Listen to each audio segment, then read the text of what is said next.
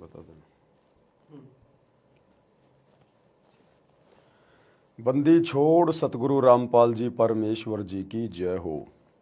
परमपिता परमात्मा सारी सृष्टि के रचनहार कुल मालिक असंख्य ब्रह्मांडों के स्वामी जगत गुरु तीनों लोकों में प्रवेश करके सबका भरण पोषण करने वाले राजाधिराज आत्माधार नाथों के नाथ देवों के देव महादेव सर्वेश्वर महेश्वर मृत्युंजय अजरो अमर आदि अनादि सनातनी प्रभु जगत पिता जगदीश्वर श्री श्री 1008 की उपाधि के वास्तविक अधिकारी अकाल मूर्त शब्द स्वरूपी राम वासुदेव सर्वगतम ब्रह्म परम पूज्य प्रथम पूज्य परम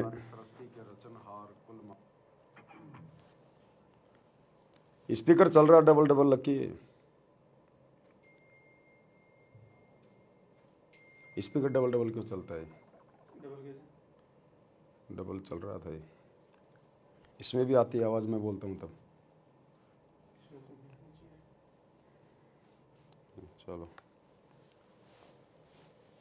परम पूज्य प्रथम पूज्य परम संत परम पुरुष परम धनी परम दयालु सत्य कबीर हक्का कबीर अल्लाहु कबीर अल्लाहु अकबर बाखबर अल्लाह ताला जगत के तारणहार जगत के मुक्तिदाता जगत के जगन्नाथ हारे के सहारे हिंदुओं के राम मुसलमानों के अल्लाह सिखों के वाहिगुरु ईसाइयों के मसीह दया के सागर दया निधि करुणा के सागर करुणा निधि स्वयंभू परिभू संकट मोचन कष्ट हरण मंगल करण दुख भंजन अविगत कबीर निर्विकार निर्विषम परमात्मा अलय अलेख सतगुरु आदि अनादि सतगुरु असली मर्यादा पुरुषोत्तम असली राम असली कृष्ण असली घनश्याम असली मुरारी राजाओं के राजा महाराजाओं के महाराजा शहनशाहों के शहनशाह सम्राटों के सम्राट भगवानों के भगवान अल्लाहों के अल्लाह प्रभुओं के प्रभु मसीहाओं के मसीह सच्चे वाहे गुरु बाबाओं के बाबा पीरों के पीर सेठों के सेठ जगत सेठ सावड़सा सेठ सर्वगुण संपन्न अनंत कोटि कलाओं के स्वामी अनंत कोटि ब्रह्मांडों के नायक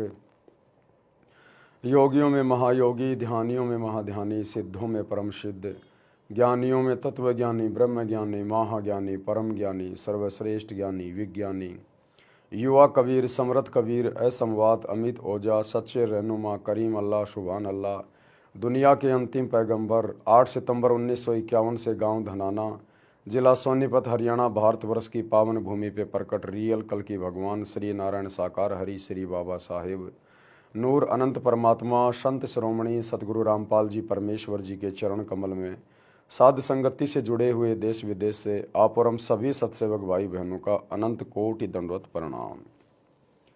सत्साई भाई और बहनों, दया परम पिता परमेश्वर जी की सतगुरु रामपाल जी भगवान की जिनके शुभ आशीर्वाद से विशेष आशीर्वाद से आप और हम सभी सत्सेवक भाई बहन इस तत्व ज्ञान को आधार बनाकर भक्ति मार्ग पर मोक्ष मार्ग पर दृढ़ता के साथ निरंतर आगे की ओर बढ़ रहे हैं।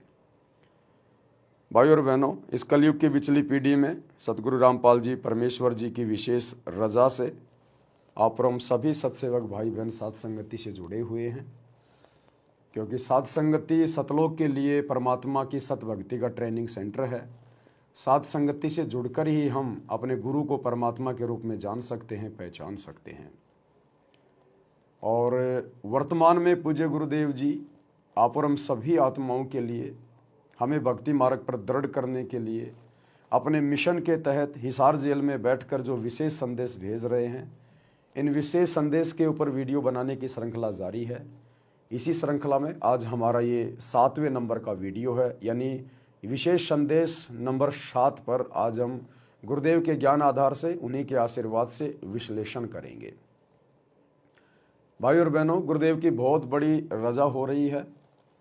गुरुदेव के कर कमल से लिखित बहुत सारी पुस्तकों के ऊपर सैकड़ों की संख्या में 2-2, 3-3 घंटे के वीडियो बन चुके हैं। जैसे यथार्थ भक्ति बोध का सरलार्थ, इस पुस्तक पर वीडियो बन चुके हैं। बरवाला कांड की सच्चाई, करोथा कांड की सच्चाई, भ्रष्ट जज कुमारक पर न्यायालय की गिरती गरिमा, सृष्टि रचना, इन पुस्तकों पर वीडियो बन चुके हैं। धरती पर अवतार पुस्तक पर वीडियो बन चुके हैं। भक्ति और भगवान पर वीडियो बन चुके हैं। कबीर सागर के सरलार्थ पे लगभग 60 वीडियो 3-3 घंटे के बन चुके हैं। मुक्ति बोध पर 31 वीडियो बन चुके हैं। और फिलहाल पूज्य गुरुदेव के विशेष आशीर्वाद से रोजाना रात्रि 8 बजे जीने की राह पुस्तक पर वीडियो बन रहे हैं। ये जीने की राह पुस्तक पर जो वीडियो बनाए जा रहे हैं, आज उसका पार्ट नंबर 4 चलेगा लाइव रात्रि 8 बजे इसी Facebook page Pawan Das is live के ऊपर। और ये आम समाज के लोगों के लिए बहुत ही ज़्यादा महत्वपूर्ण वीडियो होंगे, इसलिए जीने की राह पुस्तक पर जो वीडियो बन रहे हैं, आप सभी भगत भाई बहनों ने इन वीडियोज़ को ज़्यादा से ज़्यादा शेयर करना चाहिए। और आप जो जुड़े हुए हैं गुरुदेव से, जिन्होंने गुरुदेव से उपदेश प्राप्त कर रखा है, उन भाई बहनों को चाहिए कि साथ संगति की वीडियो आप जी ज़्यादा से ज़्यादा देखें, ताकि आप जी वर्तमान में भक्ति पर दृढ़ होकर लगे रहें और मर्यादा तोड़ने से बचें। तो चलिए भाई और बहनों, शुरू करते हैं आज पूज्य गुरुदेव जी के मुख कमल से विशेष संदेश नंबर 7। और बीच बीच में जैसे परमात्मा दास को प्रेरणा करेंगे, दास आप जियों को समझाता रहेगा।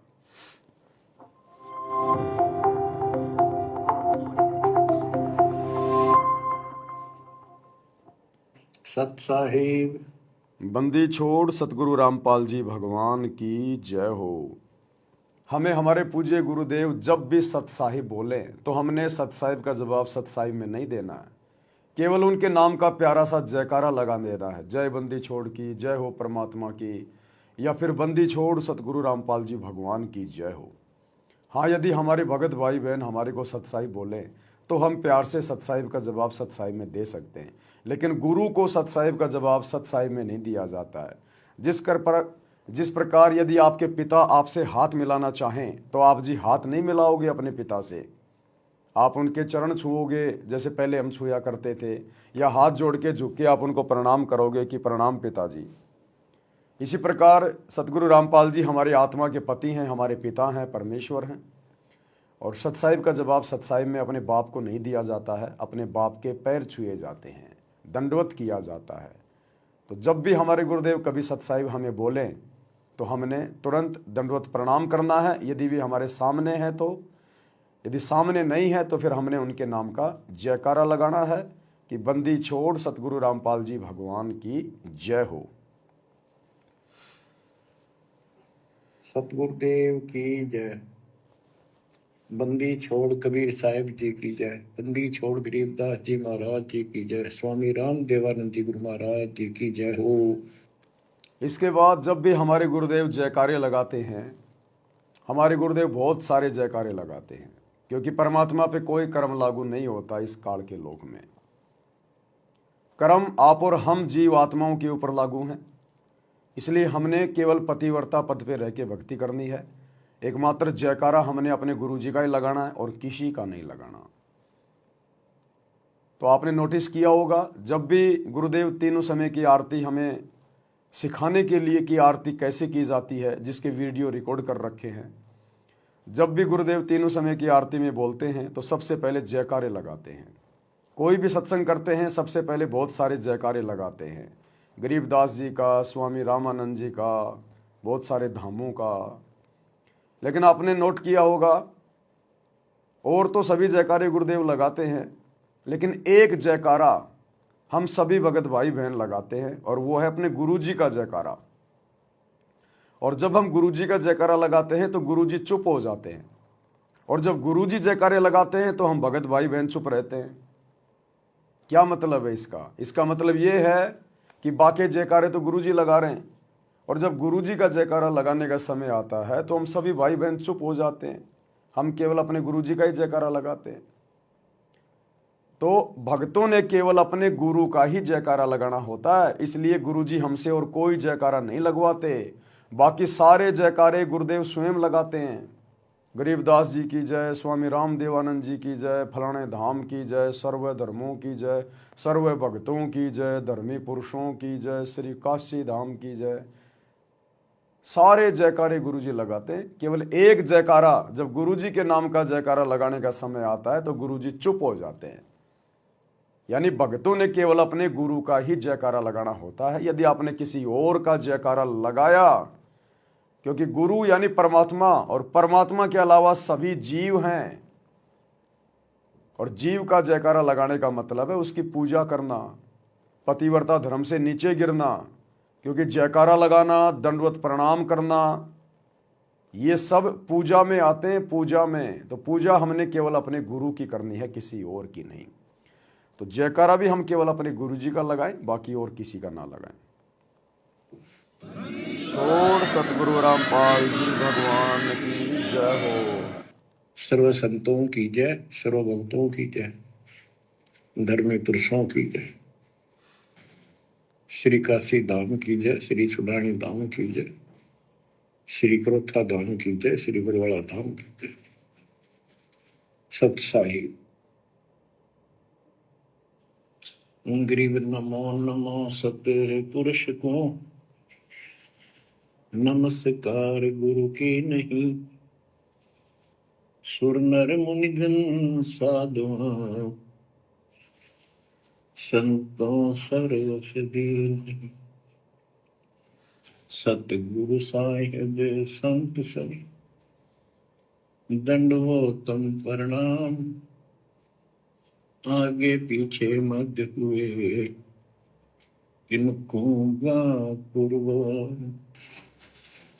कबीर सतगुरु के उपदेश का सुनिया एक विचार, जय सतगुरु मिलते नहीं, जाते नरक द्वार। जितना हो सके हम अपने गुरुदेव भगवान की महिमा करें, जितना हो सके अपने गुरुदेव भगवान की मर्यादाओं में रहें। हमारी सोच, हमारे विचार हमारे गुरुदेव भगवान के इर्द गिर्द रहनी चाहिए, इर्द गिर्द। क्योंकि अब हमें पता चल गया है ये तत्व ज्ञान लेकर कि ये जो मनुष्य देह स्त्री या पुरुष की हमें गुरुदेव ने दी है, ये केवल उनकी महिमा के लिए है, उनकी भक्ति के लिए है, उनको प्राप्त करने के लिए है। बाकी जितने भी कर्म हैं ये तो 84 लाख योनियों में सभी पशु पक्षी कर रहे हैं। ठीक है, जो आवश्यक जिम्मेदारियां दी है भगवान ने, एक पिता की भूमिका, एक बेटे की भूमिका, ये भूमिकाएं भी हमने निभानी है, ये जिम्मेदारियां भी हमने निभानी है। लेकिन सबसे प्रमुख जिम्मेदारी, सबसे बड़ी जिम्मेदारी अपने गुरुदेव भगवान की भक्ति मर्यादाओं में रह के करना, अपने गुरु को प्रसन्न करना। यानी भक्ति हमारी प्रथम प्राथमिकता होनी चाहिए इस मनुष्य शरीर को प्राप्त करके।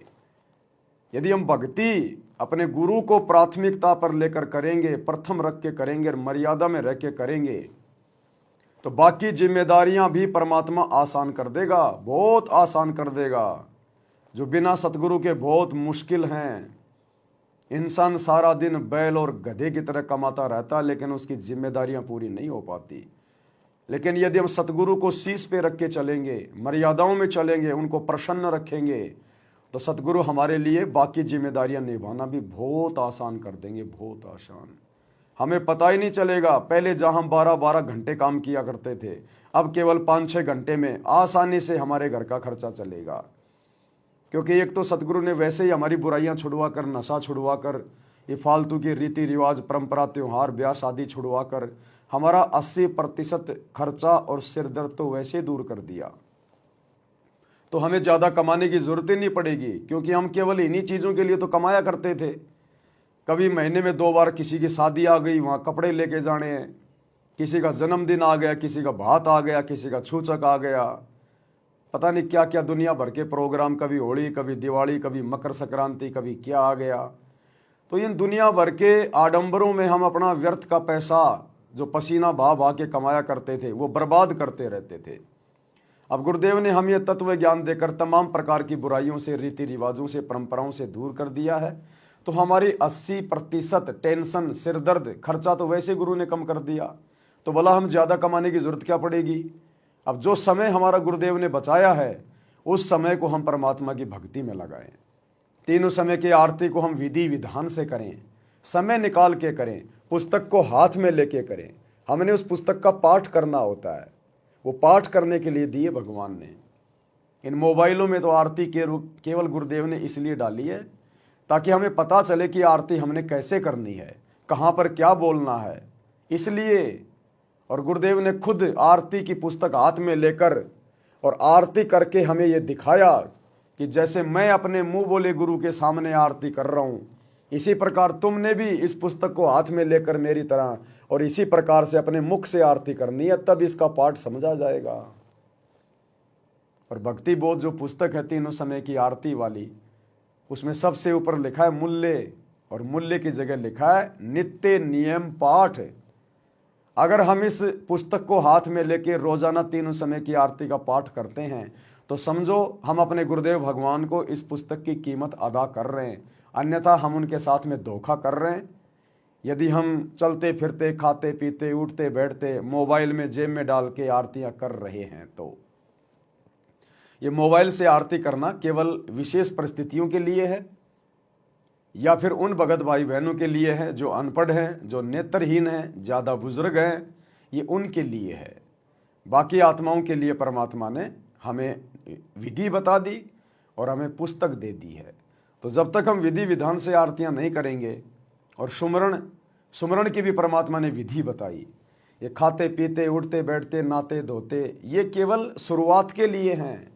जब हम भक्ति से जुड़ते हैं तो शुरुआत में हमने चलो कोई बात नहीं, इतना ज्ञान नहीं होता, हम गुरुजी की मर्यादाओं को इतना विशेष नहीं समझ पाते ज्ञान के कारण, तो जैसे भी चलते फिरते, खाते नहाते धोते, आते जाते मंत्र हम करते रहते हैं, वो भी करने हैं। लेकिन उसके बाद गुरुदेव ने सत्संग में बताया कि आपने विशेष तौर पर सुरती, नृत्य, मन और पवन के साथ ध्यान लगाकर आपने मंत्र करने पड़ेंगे। कुछ समय निकालिए, इस परमात्मा की भक्ति को प्रथम महत्व दीजिए। एकांत में बैठ के 10 मिनट 5 मिनट शांति से ध्यान लगाकर क्या मंत्र ले रहा हूं, क्या छोड़ रहा हूं, हम इस प्रकार से ध्यान से मंत्र करेंगे, सुरती नृत्य से, तब ये मंत्र अपना विशेष काम करेंगे।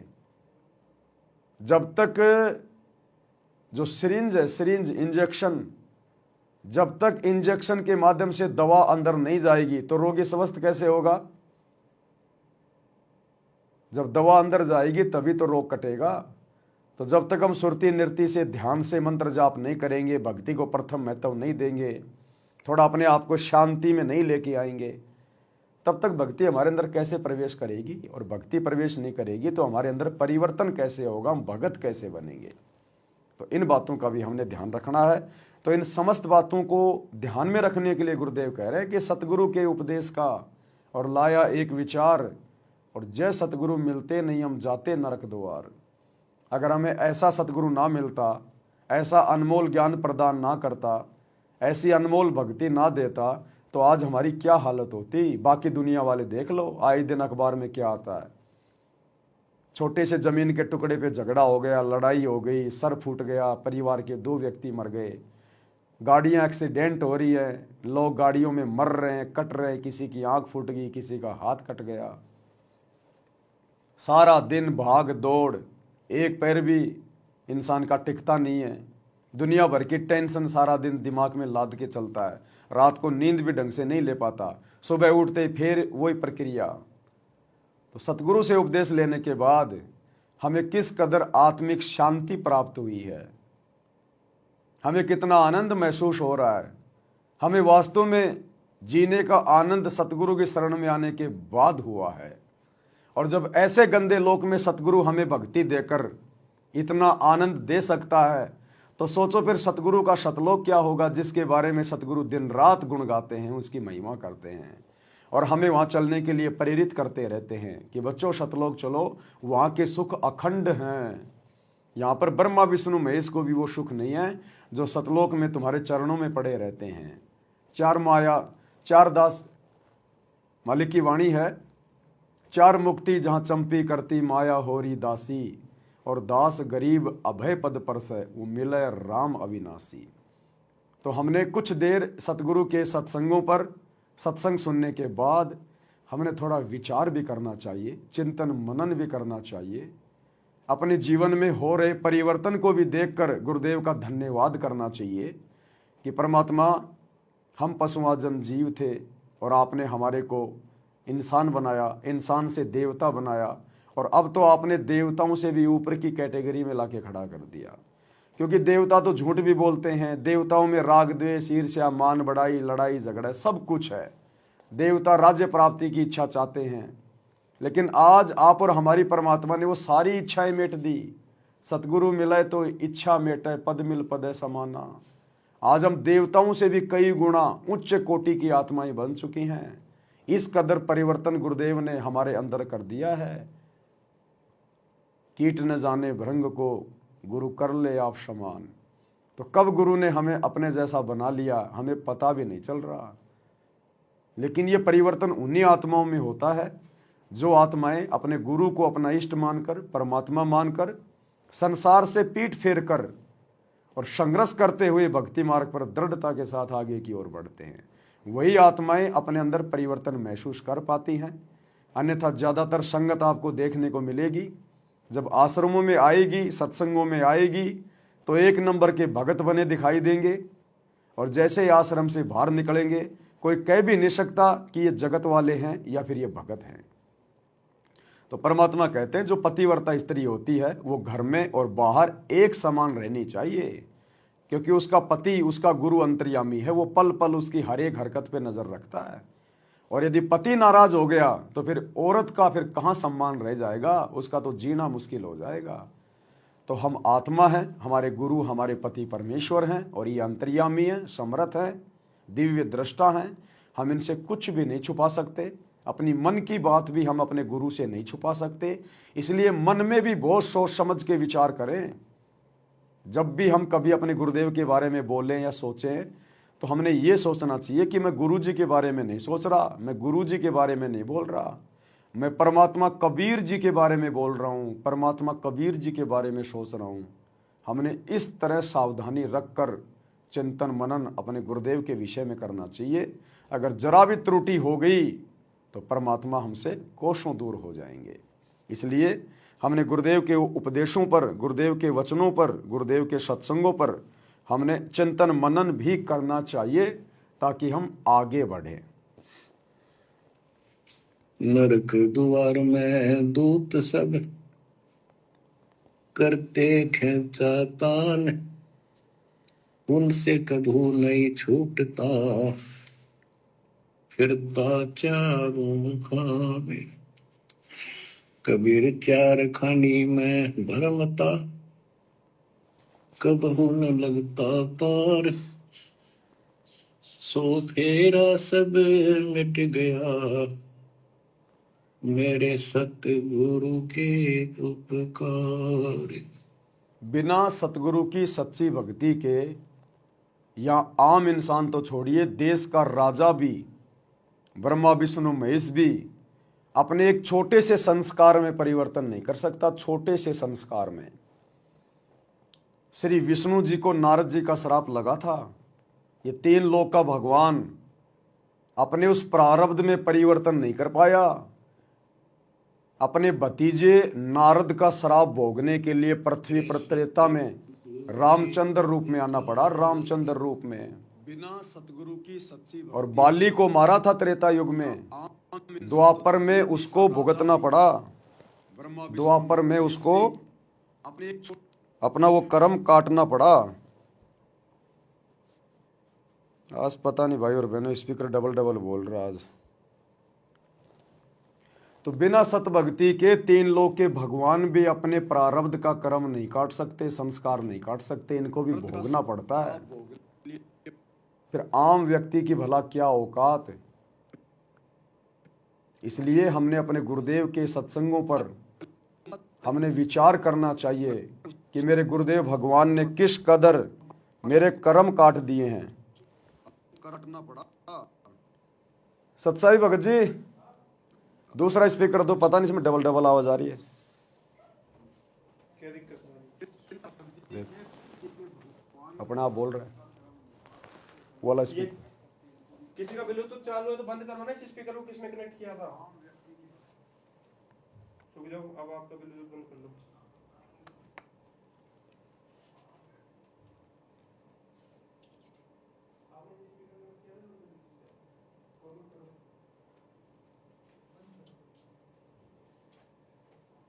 आप कनेक्ट करो एक बार।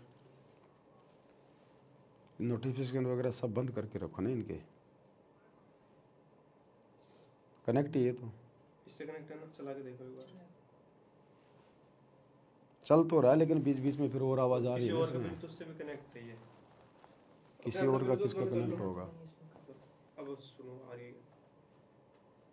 आएगी फिर बीच में हो जाएगा फिर। चलो नहीं, जाओ। सबके घर में। तो इस प्रकार हमने अपने गुरुदेव भगवान का धन्यवाद करना चाहिए, चिंतन मनन करना चाहिए कि परमेश्वर आपकी शरण में आए बिना यहाँ की जो परम शक्ति है, ब्रह्मा विष्णु महेश है, वो भी अपने कर्म नहीं काट सकते। और आपने परमात्मा हमें अपनी शरण में लेकर हमारे जन्म जन्मांतरों के कर्म काट दिए, युगों युगों के पाप कर्म काट दिए। हम 84 लाख योनियों में जाने थे, वहाँ कष्ट उठाने थे। हे परमात्मा, आपने अपनी शरण में लेकर हमें गधे कुत्ते सूअर बनने से बचाया। हमारे भाग्य में ना जाने आगे क्या क्या संकट थे, क्योंकि ये कलयुग चल रहा है। इस समय केवल हमारे पाप कर्म बचे हुए थे। पुण्य हम पहले के युगों में खा चुके थे, खर्च कर चुके थे, और पाप कर्मों के कारण ना जाने क्या क्या दुख हमारे ऊपर आने थे। लेकिन आपके शरण में आने के बाद आपने हर प्रकार से हमारे पाप कर्मों का सत्यानाश कर दिया। कबीर जब ही सतनाम हृदय धर्यो भयो पाप को नाश, और जैसे चिनगारी अग्नि की पड़े पुराने घास। तो ऐसे दीन दयाल सतगुरु की हम जितनी महिमा करें, जितना गुणगान करें, उनके सत्संगों पर हम जितना चिंतन मनन करें, बार बार उनका धन्यवाद करें, उतना ही कम है। और जय जय सतगुरु मेरे की, जय जय सतगुरु मेरे की, सदा साहिबी सुख से वसियो, अमरपुरी के डेरे की। जय जय सतगुरु मेरे की, जय जय सतगुरु मेरे की, सदा साहिबी सुख से वसियो, सतलोक के डेरे।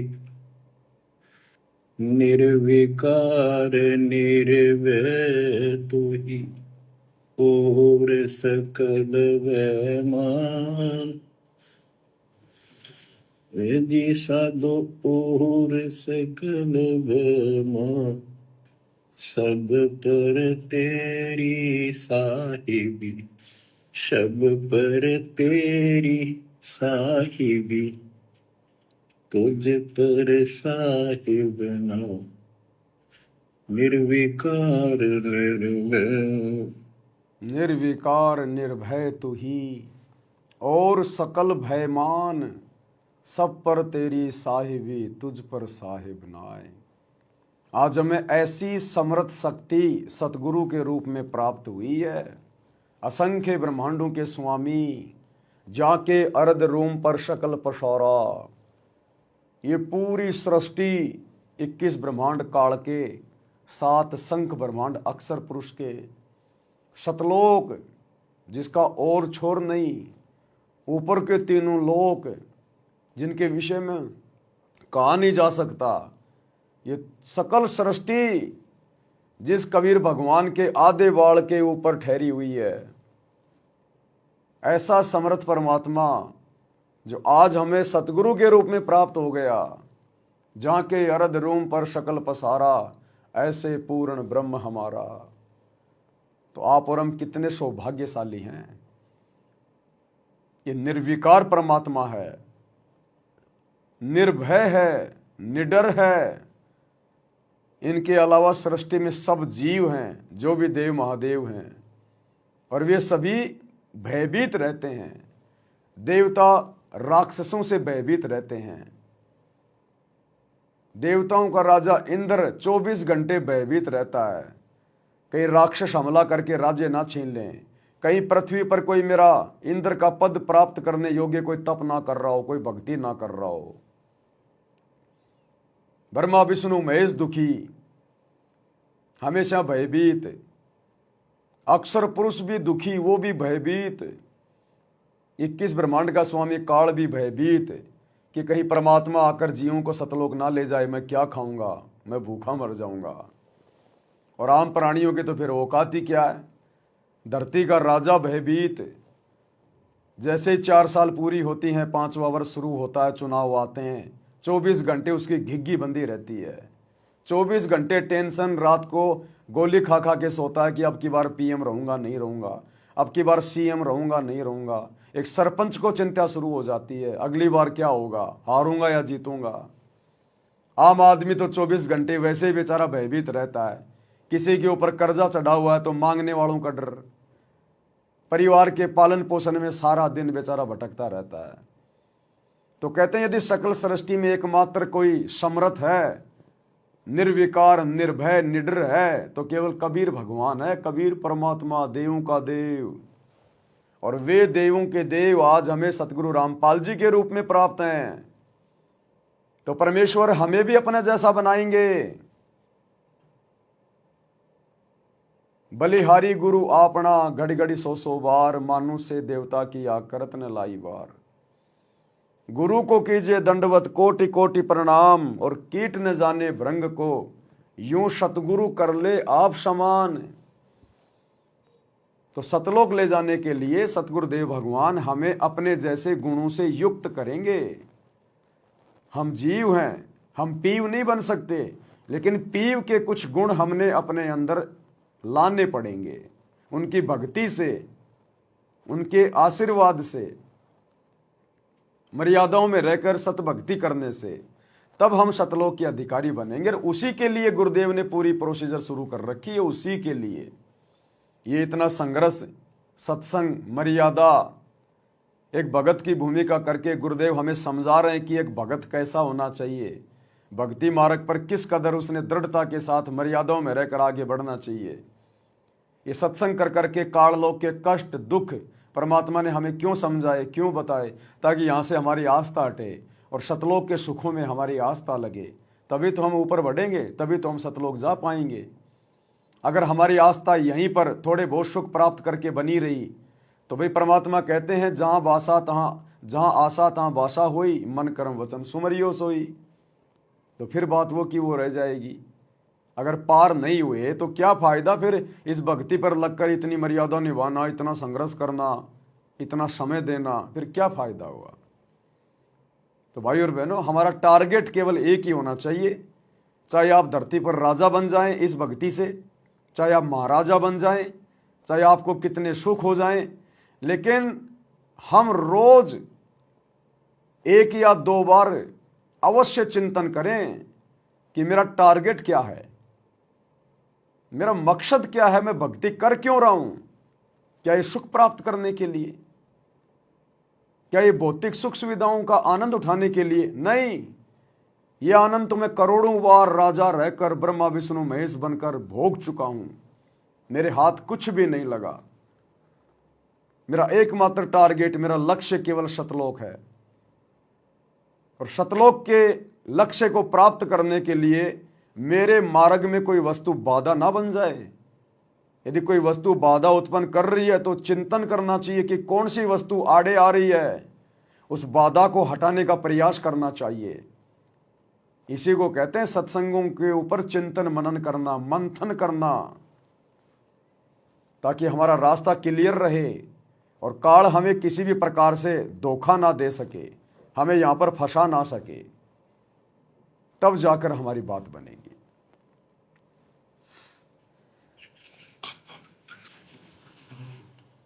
परमपिता परमात्मा कबीर जी की असीम कृपा से बच्चों,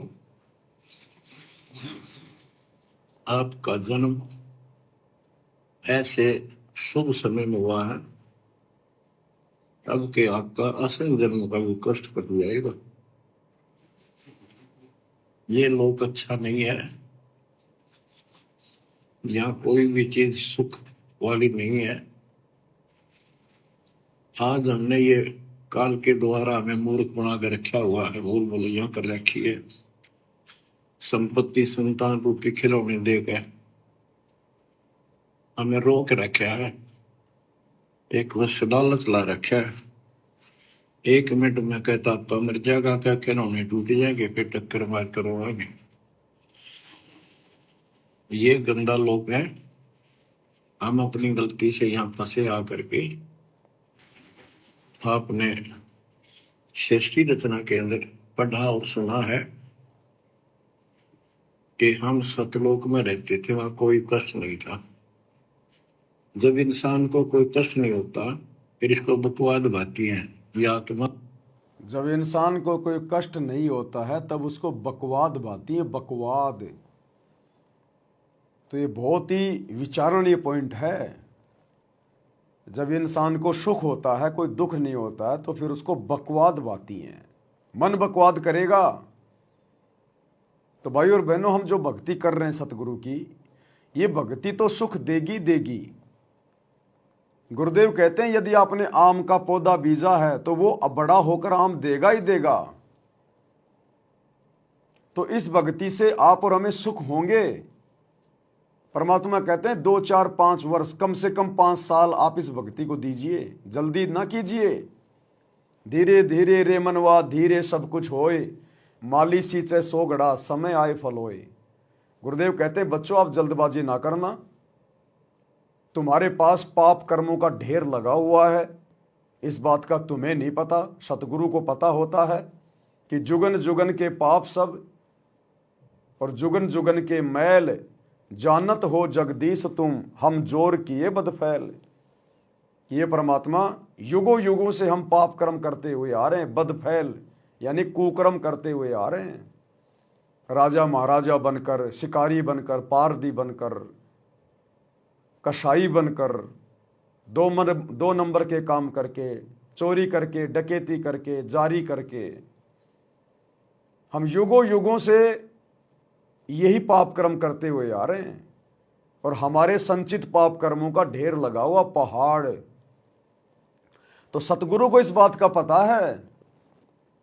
जब मरीज हॉस्पिटल में जाता है तो डॉक्टर को पता होता है कि ये कितना बीमार है और कैसे इसका इलाज करना है।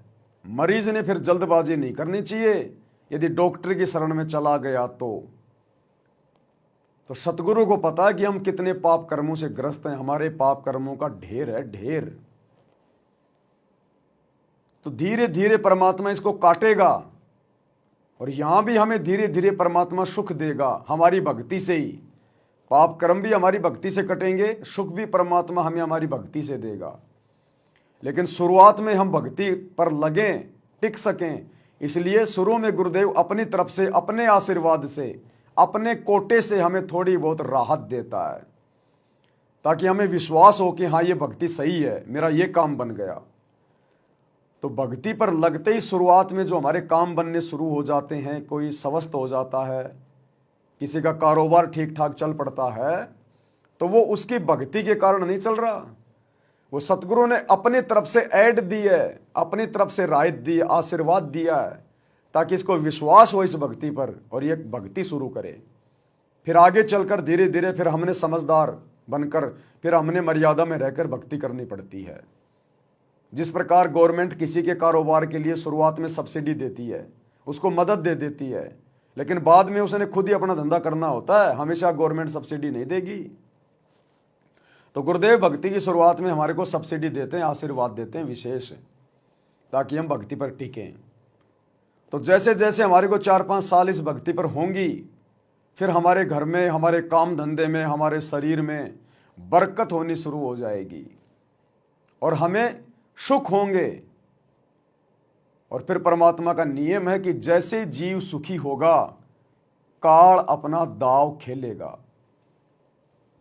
फिर ये इंसान बकवाद करना शुरू कर देता है, नए नए कारोबार खोलना शुरू कर देता है। पहले बीमार था, परेशान था, भगवान के आगे हाथ जोड़ता रहता था, कहीं बकवाद नहीं करता था। स्वस्थ होने के बाद फिर ये रिश्तेदारियों में घूमने लग जाएगा, ब्याह शादी में घूमने लग जाएगा, यार दोस्तों के साथ में घूमने लग जाएगा। तो फिर ये मन बकवाद की ओर लेके जाएगा। तो परमात्मा हमें समझा रहे हैं कि जब ये जीव सुखी होता है तो ये बकवाद की ओर चलता है, ये नियम है। तो हमने इस बात का भी ध्यान रखना है भक्ति करते करते, भले हम कितने सुख प्राप्त करें, भले हम कितने सुखी हो जाएं, लेकिन गुरुदेव के इन वचनों को नहीं भूलना चाहिए।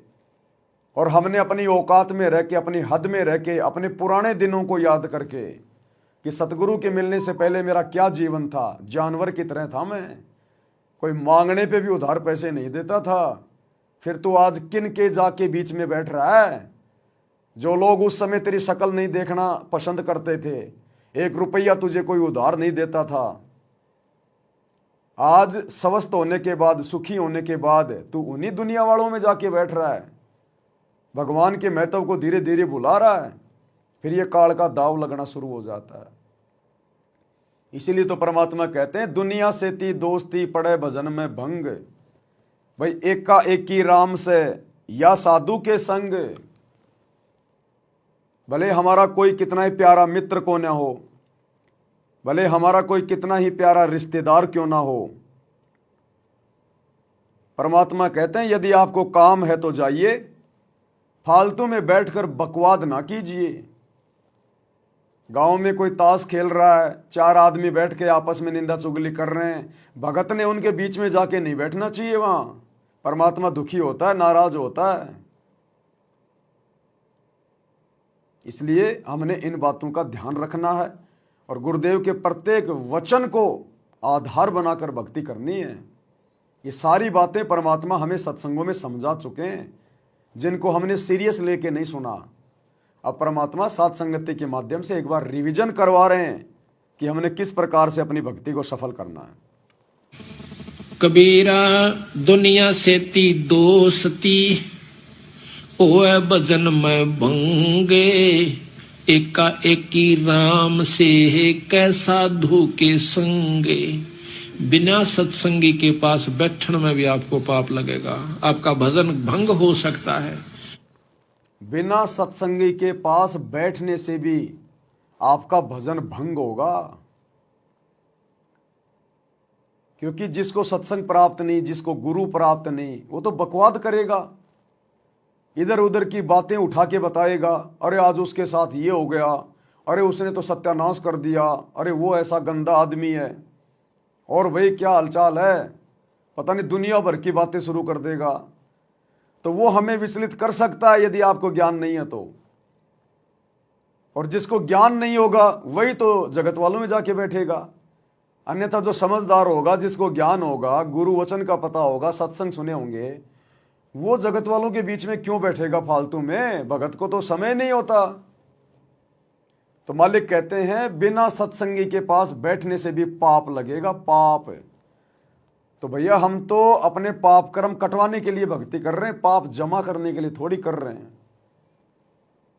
अभी आपने 2 दिन पहले देखा गोहाना जाट महासभा, सोनीपत की गोहाना जाट महासभा, जिसकी धर्मशाला का 5वां फ्लोर सतगुरु रामपाल जी के दोनों बेटों ने भगत समाज के ज्योति पाठ और दान के पैसों से 1 करोड़ रुपए से बनवाया।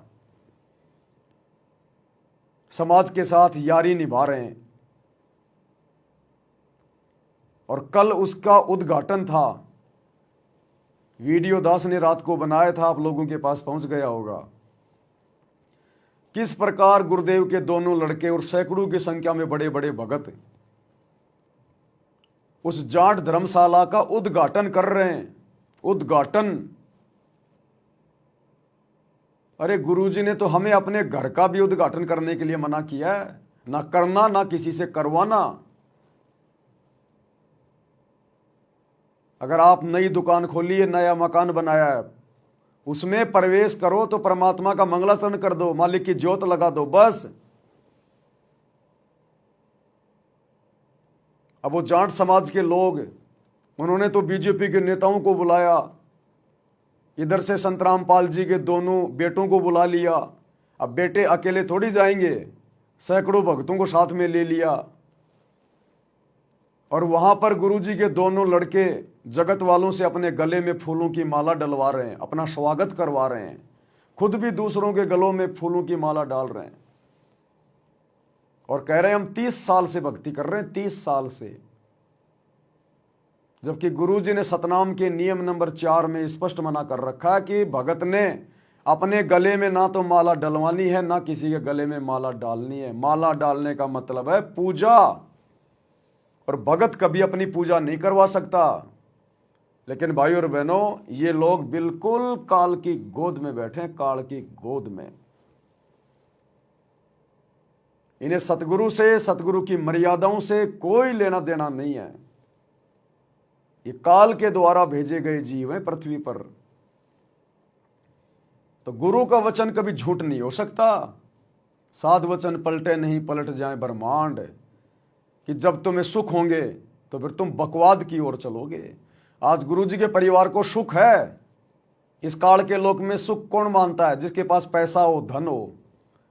तो संगत ने खूब ज्योति पाठ और दान दे दे के आज इनको धनी बना दिया। इनको पात्रों के हाथों में दान दे के इनको सुखी बना दिया। अब ये कुपात्र अपने भी कर्म फोड़ रहे हैं और दान देने वाली संगत के भी कर्म फुड़वा रहे हैं। तो गुरु का वचन झूठ नहीं हो सकता, मिथ्या नहीं हो सकता भाई और बहनों। ये बहुत भयंकर षड्यंत्र है काल का। यदि हमने सतलोक चलना है तो हमने काल से मुंह फेरना पड़ेगा, काल की दुनिया से पीठ फेरनी पड़ेगी। भाई हम समर्थ के शरण में आ गए, अब हमें अपना सतगुरु किस चीज के भरोसे रहने देगा जो हम दुनिया की तरफ मुंह देख के चलें? हमें सतगुरु किस चीज के भरोसे रखेगा यदि हम भक्ति कर रहे हैं तो, जो हमें दुनिया से उम्मीद लगा के रखनी पड़ेगी? हमें अपने सतगुरु के अलावा किसी की आवश्यकता ही नहीं होनी चाहिए यहां पर। लेकिन फिर भी जानबूझकर गुरु का परिवार जगत में घुस रहा, जगत में। और एक समय परमात्मा ने बताया कि अपने से ठाड्डे के अंदर नहीं घुसना चाहिए, अपने से बड़े के अंदर कभी नहीं घुसना चाहिए।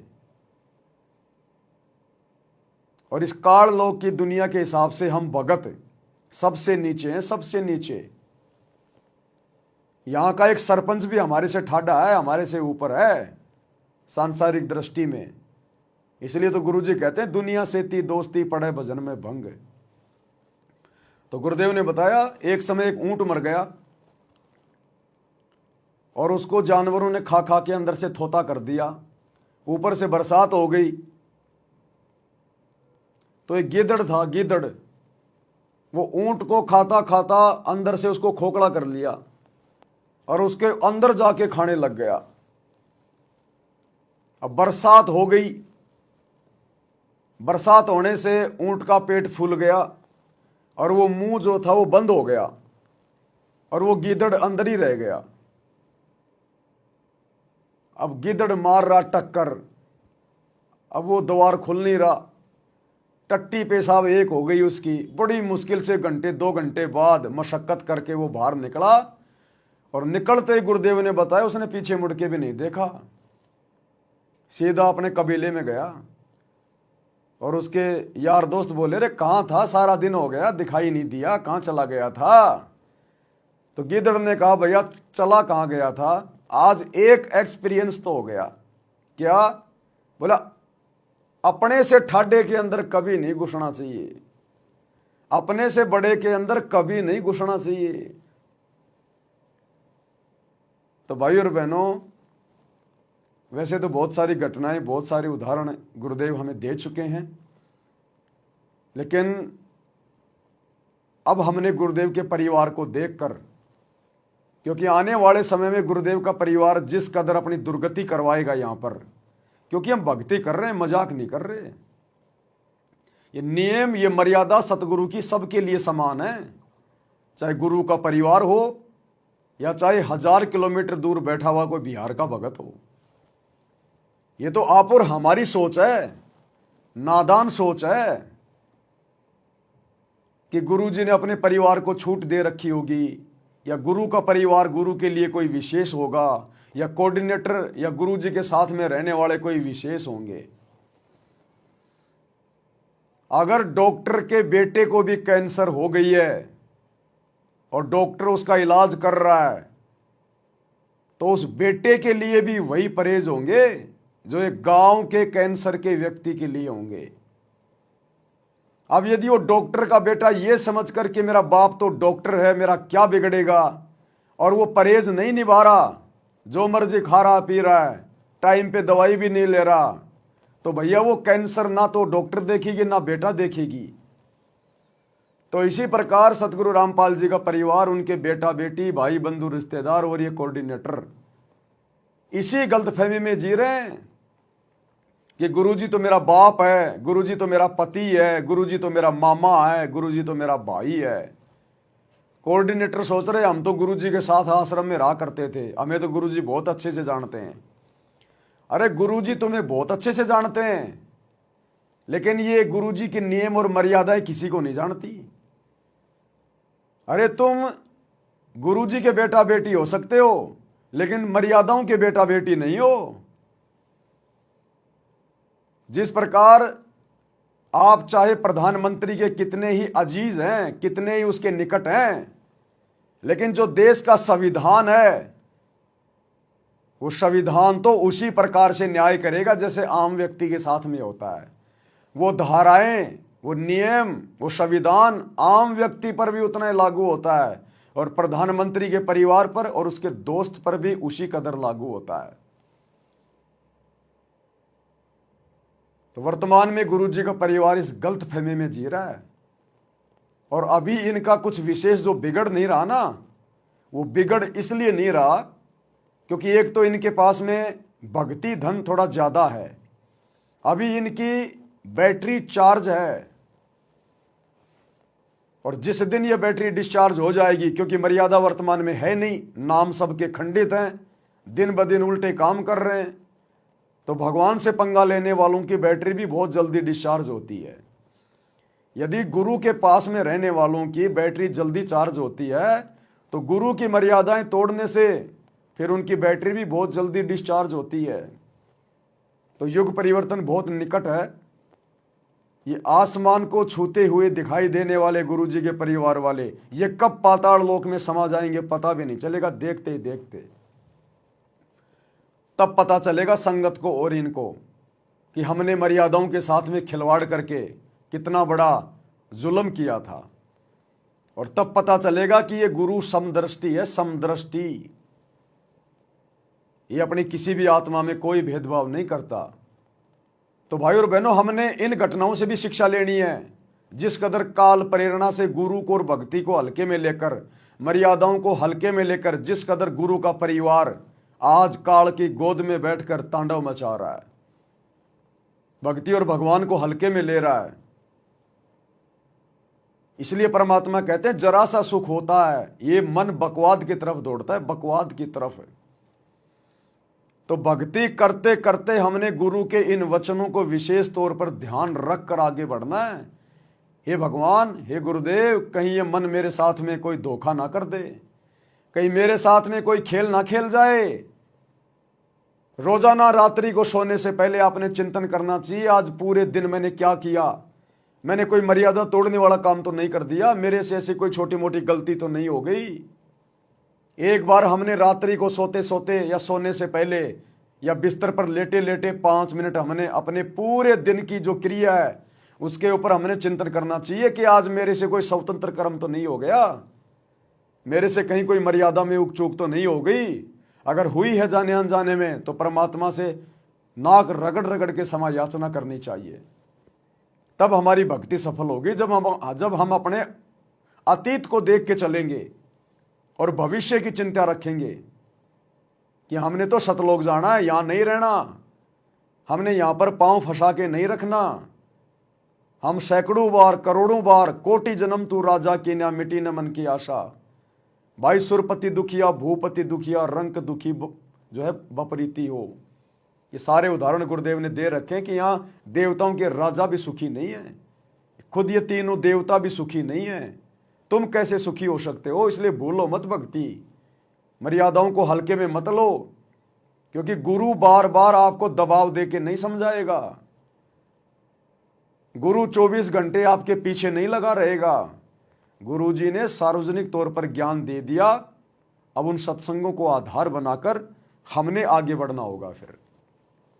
तो इस प्रकार से भाई और बहनों, सतगुरु का एक एक वचन परम सत्य है कि जरा सा सुख हुआ नहीं और ये काल इस जीव को तुरंत दबोच लेगा, तुरंत।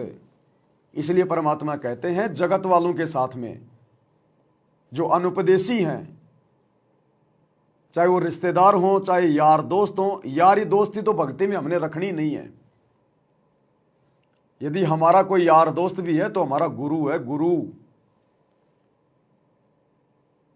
अनुपदेशी व्यक्ति चाहे कोई भी हो, कितना ही प्यारा क्यों ना हो, यदि विशेष काम है तो उसके संपर्क में आइए, अपना काम कीजिए, तुरंत लौट के आइए।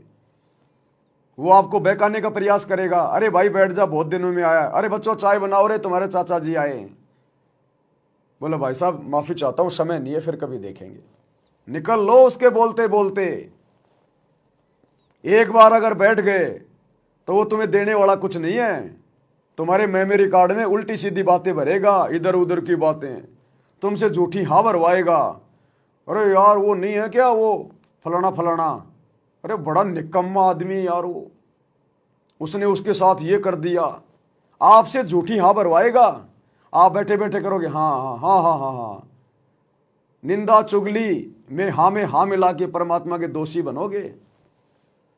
और उसके घर की चाय पी के, उसके घर का पानी पी के पाप के भागी बनोगे, क्योंकि वो अनुपदेशी है। उसके ऊपर तो 3 लोग का भार चढ़ा हुआ है, पाप कर्म है उसके।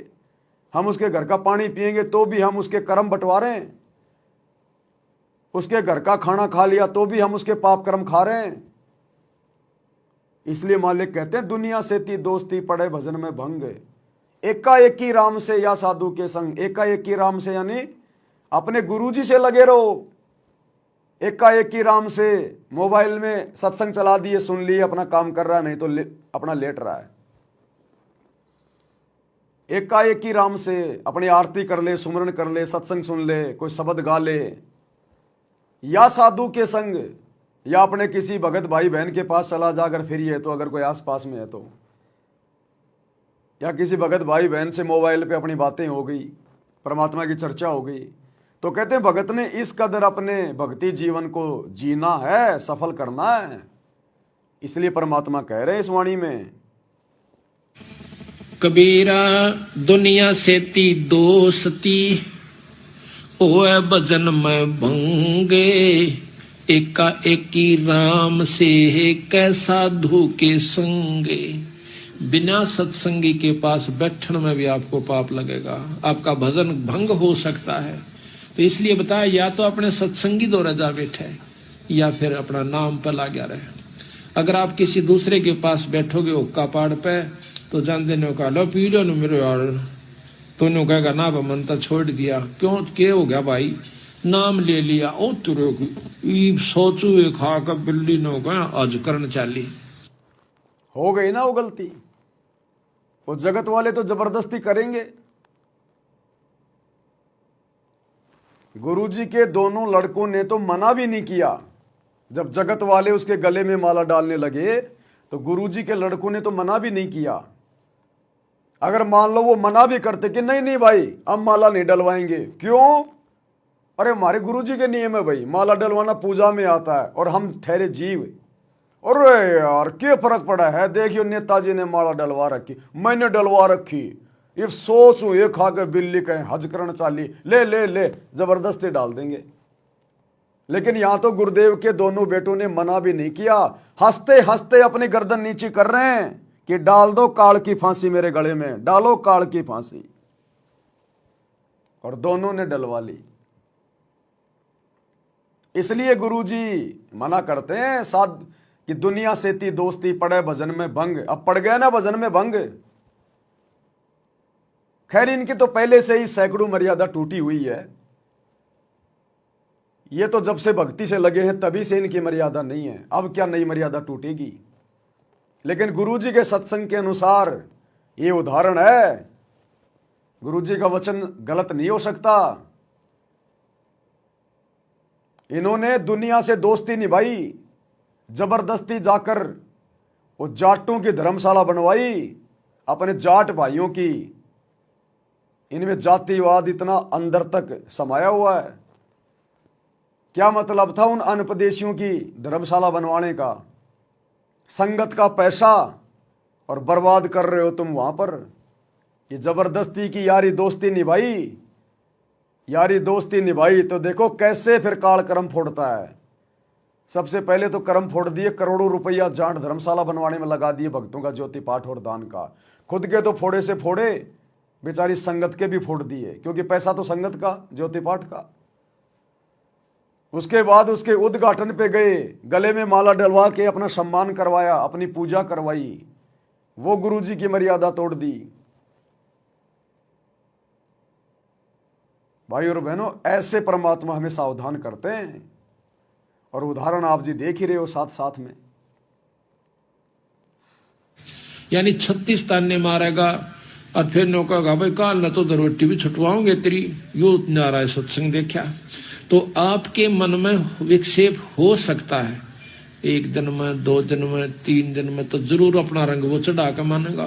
तो इस करके उड़ा बैठे नहीं उस दौरे, अपना सत्साहिब कर उठ कर चलता बना।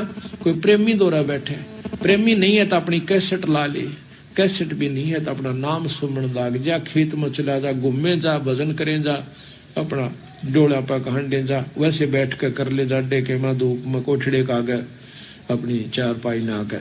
तो कहते हैं कबीरा रसरी पाँव में के सोवे सुख चैन, यो श्वास नंगारा कूच का तेरा बाज रहा दिन रहने। परमात्मा कहते हैं कबीरा रस्सी पाँव में तू के सोवे सुख चैन, कि तेरे पैरों में तो काल की रस्सी पड़ी हुई है और तू मस्ती में है, तुझे मर्यादाओं का कोई ख्याल ही नहीं है, गुरुजी के वचनों का तुझे कोई डर ही नहीं है। कहते हैं बेटा क्या सो रहा है, अभी तू 21 ब्रह्मांड में बैठा है, सतलोक में नहीं है, जो तू इतना खुल के मर्यादाओं को हल्के में ले रहा है। इस काल में फंसाते हुए 1 सेकंड भी नहीं लगती, 1 सेकंड भी। तो भाई और बहनों, जिन्होंने सतलोक जाना है, क्योंकि सत्संग उनके लिए किए जाते हैं, मर्यादा उन भक्तों के लिए होती हैं जिनको सतलोक जाना होता है। तो जिन भगत भाई बहनों ने सतलोक जाना है, वास्तव में अगर प्रधानमंत्री भी आपके घर पे आके आपको दंडवत प्रणाम करे और कहे कि भाई मैंने बीड़ी पीनी है, माचिस नहीं मिल रही है, एक माचिस दे दे, बोलो भैया खाना तैयार है, नहीं तो करवा देंगे, भोजन भंडारा करना तो कर ले, और माचिस के लिए भाई साहब दोबारा हमारे पैरों में मत पड़ना। ये माचिस तो अगर हमें कोई 3 लोगों का राज दे दे तो भी हम उसकी तरफ थूकने वाले भी नहीं हैं। ये कुकर्म करने के लिए माचिस नहीं देंगे, बुराई करने के लिए नहीं देंगे। तन खाना बनाना है, तन सर्दियों में हाथ सेकने हैं तो माचिस ले जा, 2 ले जा, लेकिन बीड़ी सिगरेट पीने के लिए माचिस नहीं देंगे, उल्टे काम करने के लिए कोई चीज़ नहीं देंगे। हमने तो इस कदर यहाँ पर दृढ़ और सावधान रहना है, फिर परमात्मा पीठ पीछे खड़ा रहेगा, पीठ पीछे। 21 ब्रह्मांड का काल भी हमारा बाड़ बाका नहीं कर सकता, फिर यहाँ की शक्तियों की तो औकात क्या है, क्योंकि हमारे को समर्थ का साथ है, सबका रिमोट समर्थ के हाथ में, वहीं जाम कर देगा वहीं। जैसे गरीबदास जी एक समय अपने घोड़े को लेके और कहीं जा रहे थे, तो रास्ते में उनका घोड़ा बिदक गया, घोड़ा बिदक गया उनका। अब वो तो मालिक की लीला थी, उन्होंने बिदकाया, उनका घोड़ा बिदक गया और दूर भाग गया खेतों में। अब खेतों में लोगों की फसल खड़ी थी, घोड़े ने वो फसल अपने पैरों से बर्बाद कर दी। गांव वाले ले लेके लठ आ गए और गरीबदास जी को मारने के लिए लकड़ी ऐसे लगाने लगे। उसी समय गरीबदास जी ने यूं हाथ कर दिया, वो सारे के सारे आदमी जैसे थे वैसे के वैसे वो पत्थर से बन गए, ऐसे कैसे खड़े हो गए, स्तब्ध, ना अले ना डुले, जाम हो गए। किसी ने यूं कर रखा था मारने के लिए तो यूं ही हो गया बस वो। और बातें सारी सुन रहे थे, बातें सारी सुन रहे थे, देख रहे थे, लेकिन शरीर जाम हो गया। थोड़ी देर बाद में गरीबदास जी ने उनको ढीला किया, बोला भाई मुझे क्यों मार रहे थे, मैंने क्या बिगाड़ दिया तुम्हारा। बोले महाराज जी, बाद में तो पता चल गया कि ये तो कोई शक्ति है। बोले महाराज जी आपका घोड़ा हमारी फसल नष्ट कर रहा था। अरे तो जानवर फसल नष्ट कर रहा था, ये इंसान थोड़ी है, जानवर है। गलती हो भी जाती है, इसका मतलब तुम इतनी बड़ी सजा दोगे, किसी को जान से मारोगे? बोले जी गलती हो गई। बोला मुझे ये बताओ, इस खेत में इस फसल से पहले तुमने कौन सी फसल जो है वो बीज रखी थी? बोला जी हमने, बोला इसमें तमाकू बीज रखी थी, तमाकू। तो गरीबदास जी ने कहा नालायको, ये मेरा घोड़ा जानवर, इसको भी इसमें बदबू आई जो तुमने ये इसमें तमाकू बो रखी थी पहले, उसके बाद में साफ सफाई करके तुमने दूसरी फसल बीज रखी है, उस पहले वाली तंबाकू की फसल के कारण मेरे घोड़े को भी बदबू आई और उस बदबू से बिदक कर ये दूर भाग गया, और तुम तंबाकू पी रहे हो, तुम तंबाकू पी रहे हो। उसके बाद उन लोगों ने माफी मांगी।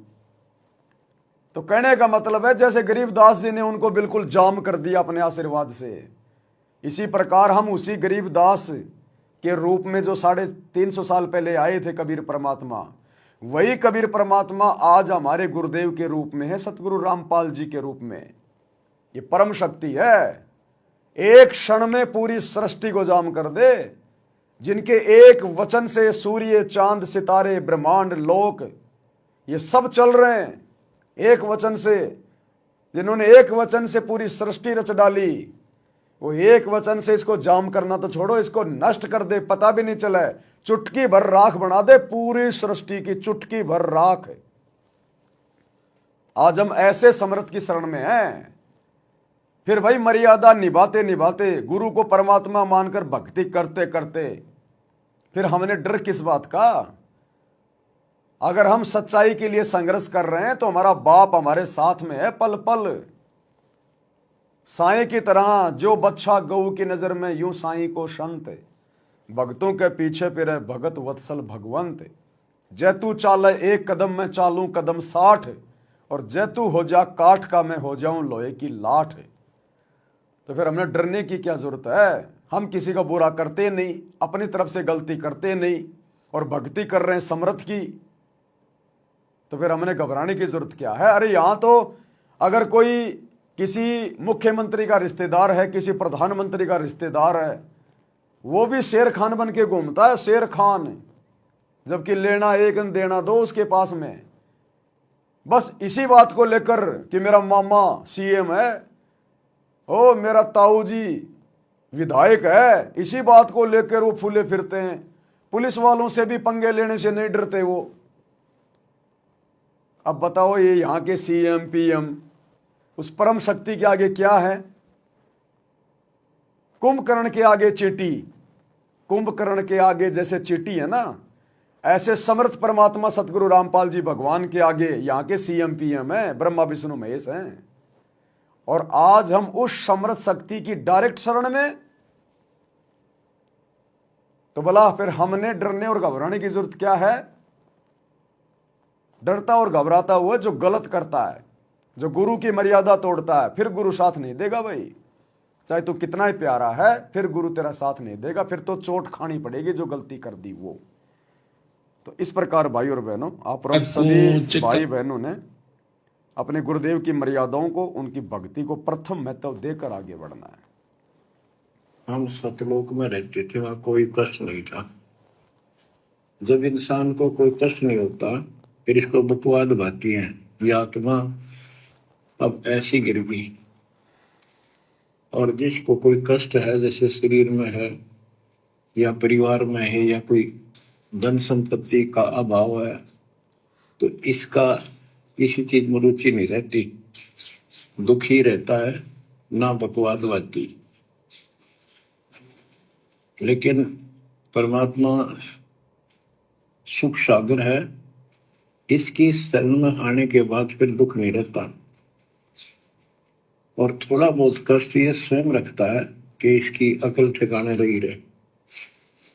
थोड़ा बहुत कष्ट गुरुदेव कह रहे हैं ये परमात्मा खुद भी रखता है। इसलिए जो भगत भाई बहन नाम उपदेश लेने के बाद भी अगर किसी कारण से किसी कष्ट में हैं, कोई परेशानी है, कोई बाधा है, तो उन भगत भाई बहनों ने मन में शंका उत्पन्न नहीं करनी चाहिए, शुक्र मनाना चाहिए। कि मैं आध्यात्मिक डॉक्टर की शरण में हूं और डॉक्टर को पता है कि मेरा रोग क्या है, कब कटेगा, कैसे कटेगा। तो ऑपरेशन जारी है, इलाज जारी है। हमने डॉक्टर की रजा में राजी रहना चाहिए। यदि किसी का कष्ट इतना जल्दी हल्का नहीं हो रहा है तो इसमें भी गुरु जी की विशेष दया, विशेष रजा है। यदि आप मर्यादा में हैं, आपने विशेष कोई ऐसी मर्यादा नहीं तोड़ी है। देखो, मर्यादा तोड़ेंगे तो कष्ट ऑटोमेटिक आएंगे, वो तो हमारी अपनी गलती के आएंगे। और यदि मर्यादाओं में रहते रहते भी यदि आपके ऊपर कष्ट है, भक्ति करते करते भी, तो फिर ज्ञान को आधार बना के उस कष्ट को हल्का किया जाएगा कि मेरे गुरु जी को पता है कि ये मेरा कष्ट उन्होंने कब काटना है। वो अंतर्यामी है, उसको मेरे भविष्य का पता है। वो तो मुझे आज ही सुखी कर दे, आज ही। लेकिन उसको पता है कि यदि आज ही इसको सुखी कर दिया, ये 4 दिन बाद ही बकवाद करने लग जाएगा, ये भक्ति से दूर होके बैठ जाएगा, ये भक्ति को हल्के में लेने लग जाएगा। क्योंकि मालिक कहते हैं ज्ञान संपूर्ण हुआ नहीं, हृदय नहीं छिदाए, और देखा देखी भक्ति का रंग नहीं ठहराए। अरे 650 साल पहले परमात्मा तुरंत लाभ दिया करते थे और हम लोग बकवाद करने लग जाते थे, बकवाद करने। एक बार गुरुदेव ने बताया कि काशी में एक कोडी आया, किसी के कहने से सुनकर कि वहां जाते दुख दूर होते हैं। वो कोडी जिसके पूरे शरीर पे फुंसियां, मक्खियां भिनभिनारी, मवाद आ रही, बदबू मार रहा, वो मालिक की शरण में आ गया। बोला परमात्मा बहुत दुखी हूं, बहुत परेशान हूं। बोला भाई भक्ति कर, भक्ति से दुख कटेंगे भाई। बोला जी भक्ति तो नहीं होती, ये दुख भक्ति करने नहीं देता। तो परमात्मा ने कहा कि और कितने हैं तेरे जैसे? बोला जी काशी में तो बहुत हैं। कितने? बोला जी 360 हैं। क्योंकि उसने सब गिन रखे थे। अब एक गांव में कोई शराबी है, आप उससे पूछ लो कि इस गांव में और कितने शराबी हैं। वो अपनी पार्टी के सभी लोगों का एड्रेस रखता है। बोला जी 360 हैं। तो बोला सबको ले आ। अब वो तो गया और सबको इकट्ठा करके आ गया दूसरे दिन। अब परमात्मा ने उनके दर्द को देखकर और सबको परमात्मा ने आशीर्वाद देके तुरंत ठीक कर दिया। 2-4 दिन में बिल्कुल उनका कोड साफ है। अब गुरुजी बता रहे हैं कि 2-4-5 दिन तक, जब तक उनको वो दर्द था, तब तक तो वो सत्संग में आते थे, सेवा पानी करते थे। और जैसे उनका वो रोग ठीक हुआ, बिल्कुल स्वस्थ, उसके बाद तो कोट पैंट पहन के आने लगे, बढ़िया बढ़िया कपड़े पहन के, और जवाई की तरह आके बैठने लगे सत्संग में। और कोई कह दे रहा भगत जी वह सेवा कर ले, क्यों तू कर ले। इसलिए सतगुरु रामपाल जी भगवान को पता है, क्योंकि 650 साल पहले यही भगवान आया था। और ये हम नीचों की हर प्रकार की हरकतों से, गलतियों से, हमारी आदतों से परिचित है। इसलिए वर्तमान में ये परमात्मा जानबूझ के हल्का फुल्का कष्ट रखता है। अब वो कष्ट इसलिए भी रखता है कि हो सकता है अभी हमें ज्ञान नहीं है। अगर सुखी कर दिया तो बिना ज्ञान के हम गफलत करना शुरू कर देंगे, और परमात्मा चाहता नहीं कि मेरे बच्चे मेरे से दूर हो जाएं। इसलिए वो अभी आपको पूरा सुख नहीं दे रहा, हल्का फुल्का दुख दे के रख रहा है, ताकि ये सत्संग में आता रहे दुख के बहाने। या फिर परमात्मा को पता है इस बात का कि इस आत्मा के पाप कर्म कितने हैं और किस प्रकार से इसका इलाज करना है। क्योंकि हॉस्पिटल में जाने के बाद तो डॉक्टर को पता चलता है कि सर्दी जुकाम किसको है, कैंसर जैसा रोग किसको है। तो भाई सर्दी जुकाम वाला तो 4 दिन में भी ठीक हो जाएगा, और कैंसर वाले को भैया 2 साल भी लग सकती हैं। अब वो ये ना कहे कि देखो जी वो मरीज मेरे साथ में आया था, वो तो 4 दिन में छुट्टी लेके गया, मेरे को 2 साल हो गए, काहे का डॉक्टर है। अरे भैया उसको रोग भी तो हल्का था, उसके पाप कर्म भी तो हल्के थे, और तेरे नालायक युगों युगों के पाप कर्म जमा हो रहे हैं, युगों युगों के पाप कर्म। अब एक तो कपड़ा थोड़ा सा मैला है, वो तो पानी और साबुन लगाने से साफ हो जाए, और एक किसी जो है मैकेनिक का कपड़ा है वो पूरा का पूरा काला हो रहा है, तो भैया उसको तो फिर ड्राई क्लीन करवानी पड़ती है, और ड्राई क्लीन करने वाला 2-3 दिन लेता है। तो कहने का मतलब है इन सभी उदाहरणों को ध्यान रखकर, चाहे हम सुखी हैं चाहे हम दुखी हैं, यदि ज्ञान समझ में आ गया कि धरती पर इस ज्ञान से बढ़कर ज्ञान नहीं और इससे बढ़कर कोई मोक्ष मार्ग नहीं, और गुरु से बढ़कर कोई परमात्मा नहीं। तो फिर हमने अपने गुरु की रजा में राजी रहना चाहिए कि परमात्मा दास ने स्वयं को आपके चरणों में समर्पित कर दिया है। हे मालिक, मैं आपका मरीज, जन्म और मरण का रोगी, आप मेरे डॉक्टर। परमात्मा जैसा आप चाहो वैसा करना। यदि मैं बकवाद भी करूं तो परमात्मा मेरी मन की बातों को ना सुनना। आप अपने दास की मन की बातों को ना सुनना परमात्मा, नजरअंदाज कर देना। जैसा आप चाहो परमात्मा वैसे ही अपने दास को भक्ति पे रखो। तो सतगुरु भगत की इस प्रकार की सोच से कि इसने दुखी होते हुए और अपने गुरु में कोई दोष पैदा नहीं किया, उल्टा अपने गुरु जी से प्रार्थना कर रहा है, मिन्नतें कर रहा है, तो गुरु फिर प्रसन्न होगा। और प्रसन्न होगा तो गुरु तुम्हारी सोच भी बदल देगा, गुरु तुम्हारे दुखों को सुखों में बदल देगा। और जो कष्ट तुम्हारा 2 साल बाद कटना था, परमात्मा उसको साल भर में काट देगा, साल भर में। तो इसलिए हल्के फुल्के दुख परमात्मा खुद भी जानबूझ के रखता है। खुद परमात्मा कहते हैं अपनी वाणी में कि भाई सुख के माथे पत्थर पड़ो जो नाम हृदय से जाए, और बलिहारी उस दुख के ऊपर जो पल पल नाम रटाए।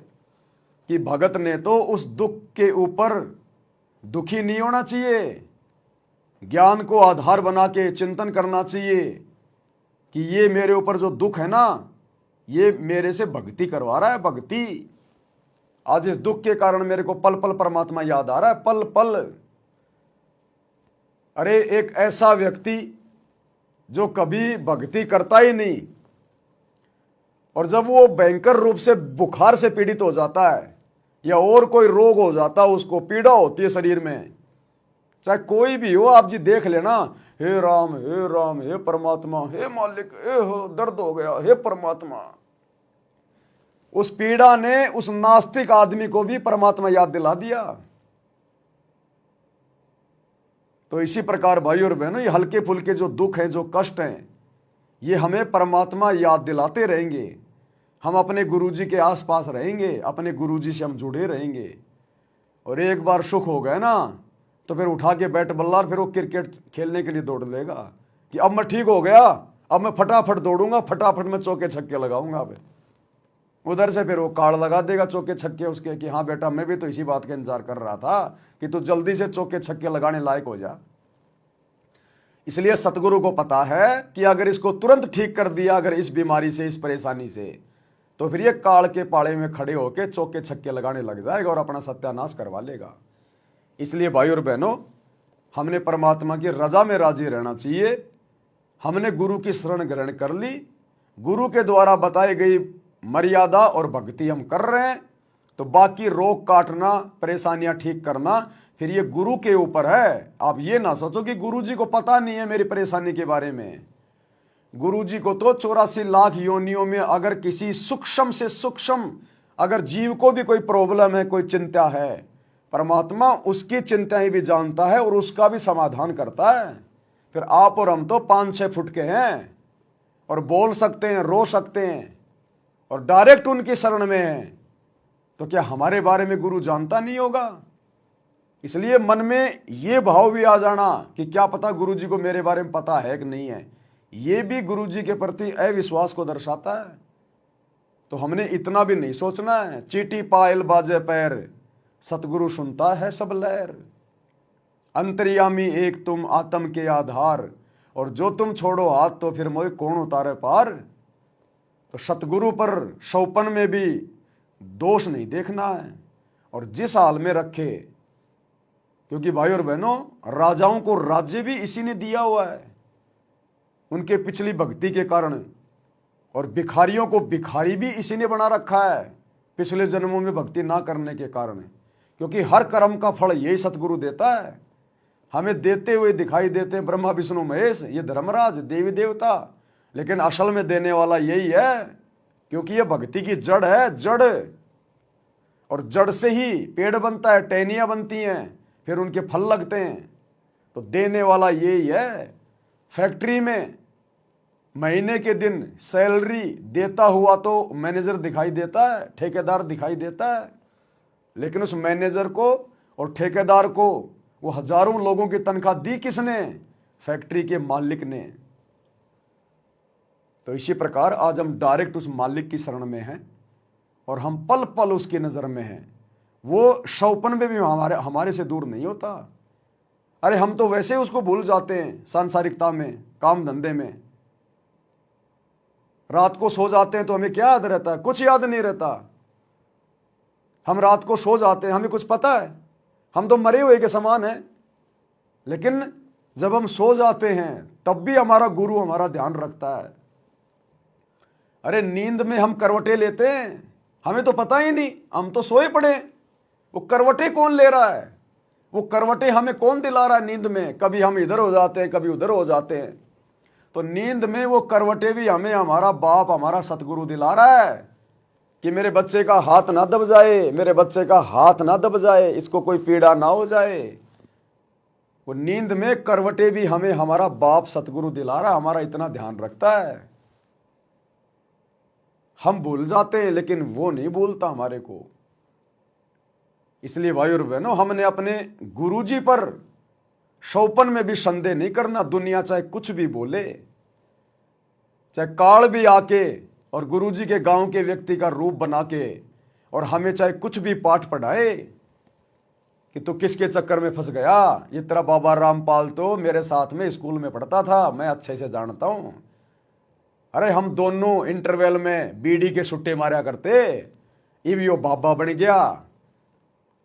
तो कहीं आप ये सोच लो कि यार ये तो गुरुजी के गांव का है, गुरुजी के साथ पढ़ा करता था, ये झूठ क्यों बोलेगा? तो 30 साल से तेरा गुरु जो बोल रहा है वो तो झूठ हो गई, और 2 मिनट में एक ऐरे गहरे आदमी ने कुछ भी बोल दिया वो तेरे लिए सही हो गई। तो क्या खाक ज्ञान समझा फिर हमने गुरु का? काल ऐसे तो तोड़ेगा, ऐसे तो उल्टी सीधी चाल चलेगा, ऐसे तो छल कपट करता हो हमारी मर्यादाओं को भंग करवाने के लिए। और गुरु में दोष आ गया तो फिर सारी भक्ति का सत्यानाश हो गया। क्योंकि मनसा पाप हो गया ना। मनसा पाप तो बहुत भयंकर पाप है। यानी मन में यदि आपने किसी के प्रति गलत सोच लिया, उसको कहते हैं मनसा पाप है। तो भाई और बहनों, हमारा गुरु क्या है, क्या होना चाहिए हमारे लिए, ये हमने विशेष तौर पर चिंतन मनन करते समय भी ध्यान रखना चाहिए कि हम परमात्मा के बारे में बोलने जा रहे हैं, हम परमात्मा के बारे में सोचने जा रहे हैं, और किस कदर पाक और शुद्ध होकर सोचा जाता है, उस हिसाब से हमने व्यवहार करना अपने गुरु जी के साथ में। आने के बाद फिर दुख नहीं रहता, और थोड़ा बहुत कष्ट ये स्वयं रखता है कि इसकी अकल ठिकाने लगी रहे। और जब ज्यादा दुखी से होते दिखे फिर एकदम ऐसा कर देता है, सोचते रह जाते हैं, हे परमात्मा आज सगन ना होती तो ये तो बहुत नुकसान हो जाएगा, बहुत दुख हो रहा था, बड़ा कष्ट होगा, पता नहीं क्या हो जाता। तो इससे एक तो सत्साहिब देखना बंद हो गया कार्ड, आज पता नहीं क्या दिक्कत आ रही है बार बार।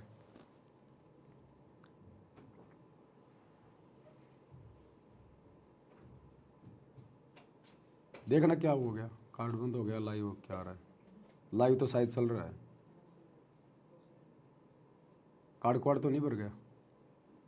फिर लाइव चल रहा है, बंद हो गया? चल रहा है। अब आ गई स्क्रीन, आ गई। क्या प्रॉब्लम हो गई थी?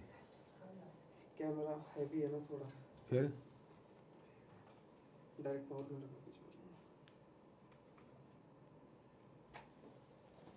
सेट कर, मैं बोल दूं? बोलते रहो, कोई दिक्कत नहीं है। ठीक है, थोड़ा सा कैमरे में दिक्कत आ रही है भाई और बहनों।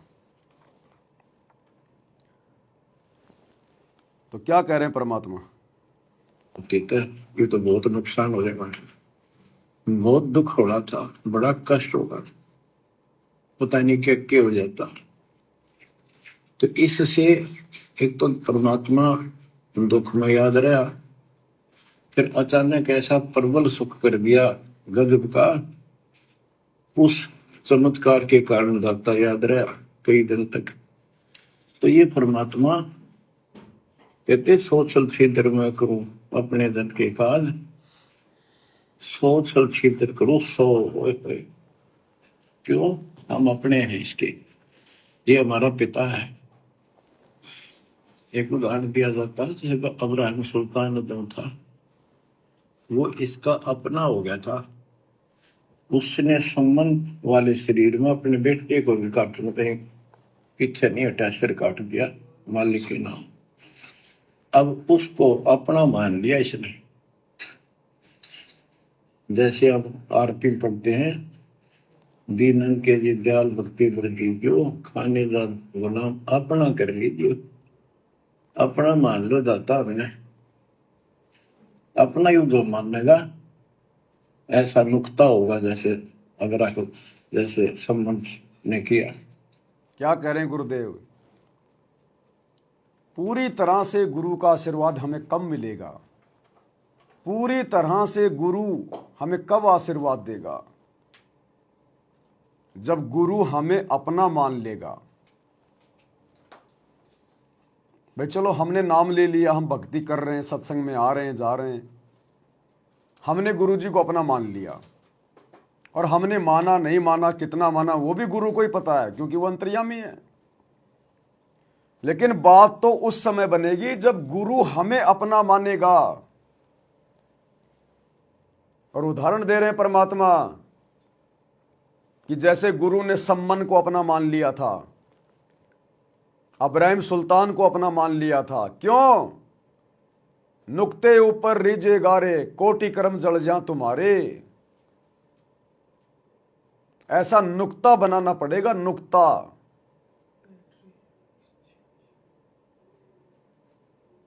दोबारा फिर हो गया। किसकी बैटरी में? तो अब कहां से लगेगी बैटरी है एकदम से इसमें? इसको लाइट में लगा ना डायरेक्ट? लाइट में लगा दिया। वैसे चल रहा है, लेकिन रिकॉर्डिंग चालू कर रहे हैं ना, तब बंद हो रहा है बस। तो या तो वो वाला पावर बैंक नहीं काम कर रहा होगा जो लाया नया, नहीं तो पहले वाला तो इसमें चलता ही था। उस दिन भी तो चल ही रहा था, पूरा 4-5 घंटे बना था।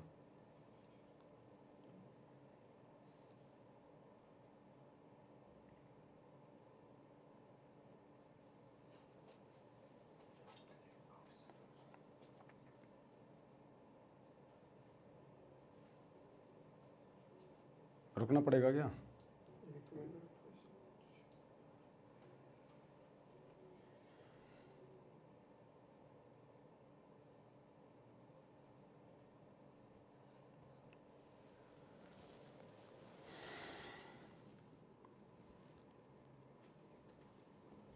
वैसे तो फिर बंद हो जाएगा सर।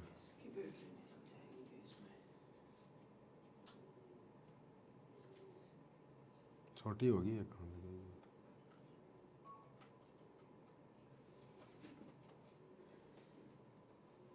फिर बंद हो गया।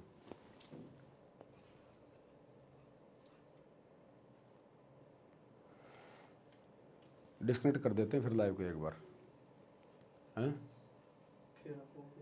दिन में चार्ज नहीं की थी इसकी बैटरी? ये पावर बैंक इतनी पावर नहीं दे पा रहा इसको, 50% चार्ज था ये। तो शुरू में लगा देते इसको डायरेक्ट लाइट में।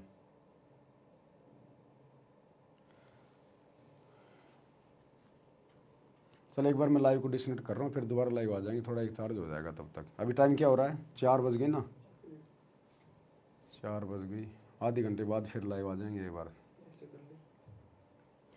सत्साई भाई और बहनों, कैमरे की थोड़ी बैटरी डिस्चार्ज है, बीच बीच में डिस्टर्ब करेगा। तो अभी हम विशेष संदेश नंबर 7 पर 7 मिनट तक आ चुके हैं। या तो दास कोशिश करेगा, अभी 4 बची है, 4 बज गए हैं, 4:30 बजे तक एक बार दास फिर लाइव आएगा। समय हो तो जुड़ जाना। तो 4:30 बजे दास कोशिश करेगा, नहीं फिर रात को 8 बजे जीने की राह पे वीडियो बनेगा, फिर कल ही बात बनेगी। तो कोशिश करेंगे एक बार 4:30 बजे जुड़ने की। बंदी छोड़ सतगुरु रामपाल जी भगवान की जय हो। भाई जो गुरु बचन पे डट गए, कट गए फंद 84 के, कट गए फंद 84 के, कट गए फंद 84।